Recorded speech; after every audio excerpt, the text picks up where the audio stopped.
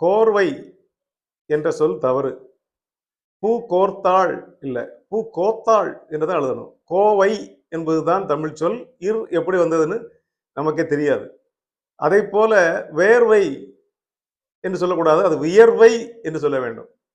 என்னுடைய பெயரன் என்று சொல்ல வேண்டும், என்னுடைய பேரன் என்று சொல்லக்கூடாது. என்னுடைய பெயரை அவனும் வைத்திருப்பதால் அவன் எனக்கு பெயர் அடிப்படையிலே உரிமையானவன், பெயரன்.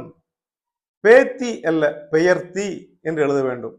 சிகப்பு என்று எழுதுவார்கள், சிகப்பு ரோஜாக்கள். சி ஹ போடக்கூடாது, சி வ போடணும். சிவப்பு ரோஜாக்கள். இதை போல நிறைய சொற்கள்.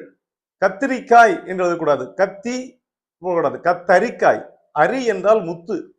கத்து கத்தா, கொத்து கொத்தா உள்ள முத்து. கத்திரிக்காய் வெட்டியாச்சுன்னா, கத்திரிக்காய் நறுக்கியாச்சுன்னா, கத்திரிக்காய் அரிஞ்சாச்சுன்னு சொன்னா உள்ள வெள்ளை வெள்ளையா பொடி முத்துக்கள் வரிசையா கொத்து கொத்தா இருக்கும். கத்து கத்தா, கத்தான என்றால் கொத்தான இருக்கும். அதனால அது பேர் கத்தரிக்காய்.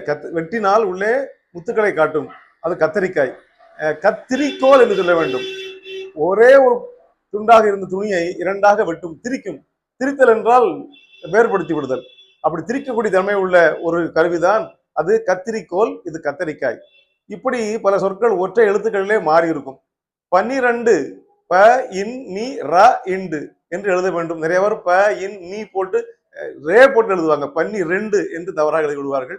அது 12 என்று எழுத வேண்டும். இப்படி ஏராளமான சொற்கள் சாதாரணமாக பயன்படுத்தக்கூடிய அன்றாட பயன்பாட்டில் உள்ள சொற்களை நாம் கொஞ்சம் எழுத்துப்பிழையோடு எழுதுவது உண்டு. அதற்காக இந்த குறிப்பு. நன்றி.